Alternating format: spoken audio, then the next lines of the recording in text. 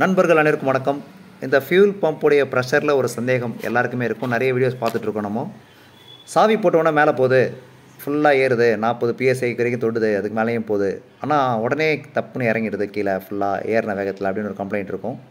இது என்ன ஃபால்ட்டாக இருக்கும் அப்படின்னு ஒரு குழப்பத்தில் இருக்கும். ஸோ இந்த மாதிரி ஏறி இறங்கிச்சின்னு சொன்னால் முதல்ல ஃபியூல் பம்ப் மோட்டருடைய ப்ரெஷர் நல்லா இருக்குது அப்படின்னு புரிஞ்சுக்கலாம். ஃபியூல் பம்போட ஃபில்டர் நல்லா இருக்குன்னு புரிஞ்சுக்கலாம். இன்ஜெக்டர் லீக் இல்லாமல் இருக்குன்றதும் புரிஞ்சுக்கலாம்.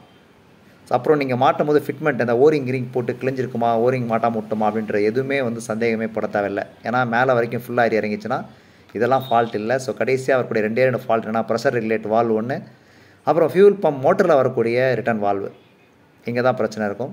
So fuel pump motor return வால்வில் பிரச்சனை இருந்துச்சுன்னு சொன்னால் பெட்ரோல் சொட்டிகிட்டே இருக்கும். பைக்காக இருந்தால் சொட்டும், ஸ்கூட்டரில் எதுவுமே தெரியாது.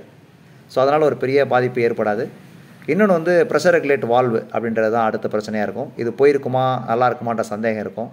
வேறு போட்டு பார்க்கலாமா இல்லையா. ஏன்னா வெளியேருந்து வேகமாக காற்று ஊதுனா, உள்பக்கம் காற்று போச்சுன்னு சொன்னால் இந்த ப்ரெஷர் ரெகுலேட் வால்வு ஃபால்ட் வரதுக்கு வாய்ப்பு இருக்குது. வெளியேருந்து நீங்கள் வேகமாக ஊதுறீங்க, அப்போ என்ன பண்ணலான்னா காற்று லேசாக போச்சுன்னு சொன்னால் இந்த ப்ரெஷர் ரெகுலேட் வால்வை கழட்டிட்டு அந்த ஹோல்ஸை நீங்கள் அடைச்சி பார்த்தீங்கன்னா காற்றே போகாமல் இருந்தால் இந்த ரெகுலேட் வால்வு தான் ஃபால்ட்டுன்றதை புரிஞ்சுக்கலாம்.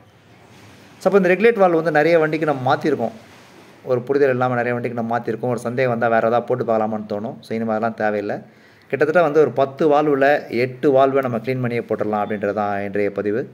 இந்த மாதிரி ஒரு சின்ன பின் எடுத்துக்காங்க. பின் எடுத்துட்டிங்கன்னா இதை இழுக்க முடியாது பிளாஸ்டிக்கில். சில வண்டிகளில் அந்த பிளாஸ்டிக் நாப்பே வராது. பின்பக்கமாக அது உள்ளே போகிற மாதிரி ஒரு சின்ன பின் வச்சுக்காங்க. உள்ளே ஒரு பால்ஸும் ஒரு ஸ்ப்ரிங் மட்டும் தான் இருக்கும். நீங்கள் இப்படி அழுத்தி பிடிச்சிங்கன்னு சொன்னால் வேகமாக ஊதுனா காற்று போகும். ஸோ இப்படி அழுத்தி பிடிச்சிக்கிட்டு நம்ம என்ன பண்ணலான்னா அந்த காற்று போகிறதும் வரதையும் நம்ம என்ன பண்ணலாம், காற்று அடைக்கிறதையும் அந்த தெளிவாக காற்று போகிறதையும் நம்மளால் புரிஞ்சிக்க முடியும். லேசாக நம்ம ஊதி பார்த்தா தெரியும். நம்ம வாயில் வச்சு லேசாக ஊதி பார்த்திங்கன்னா அந்த காற்று நிற்கிறதும் போகிறதும் தெரியும். இந்த பின்னை வச்சு வாயிலில் குத்திக்க போகிறீங்க, வெளியே வராதானா அது கொஞ்சம் கவனமாக பார்த்துக்காங்க. ஸோ அதனால் நம்ம இந்த மாதிரி லேசாக செக் பண்ணிங்கன்னு சொன்னால் அந்த மேலே பட்டன் நாப் இருக்குது பாருங்கள், அதை காமிக்கிறேன் இப்போ உங்களுக்கு. இந்த மாதிரி மேலே கீழே போயிட்டு வரும் உங்களுக்கு. ஸோ இந்த மாதிரி மேலே வரும்போது ஏர் ஃப்ரீயாக உள்ளே போகும், கீழே போகும்போது ஏர் டைட் ஆகிடும். ஏதாவது டஸ்ட்டு மாட்டிருந்துச்சின்னு சொன்னால் இதில் லீக் வரும். நீங்கள் என்ன பண்ணலாம், அந்த பின்னை லேசாக அழுத்தி பிடிச்சபடி வேகமாக காற்று அடித்தாவே போதும், அந்த டஸ்ட் கிளியர் ஆகிடும். அதுக்கப்புறம் நீங்கள் மாட்டிங்கன்னா சரியாயிடும். மாட்டும் போது ஓரிங் கவனிங்க. எனவே ப்ரெஷர் ரெகுலேட் வால்வு மேலே சந்தேகம் இருந்துச்சுன்னு சொன்னால் க்ளீன் பண்ணுறதுக்கான ஒரு எளிய டிப்ஸ் தான் இது, வேறு எதுவும் இல்லை. உள்ளே இருக்கக்கூடிய அந்த பால் ஸ்ப்ரிங்கில் அந்த பால்ஸில் சின்ன டஸ்ட்டு தான் மாட்டிக்கும். க்ளீன் பண்ணி போட்டால் அந்த ப்ரெஷர் சரியாயிடும். நன்றி, வணக்கம்.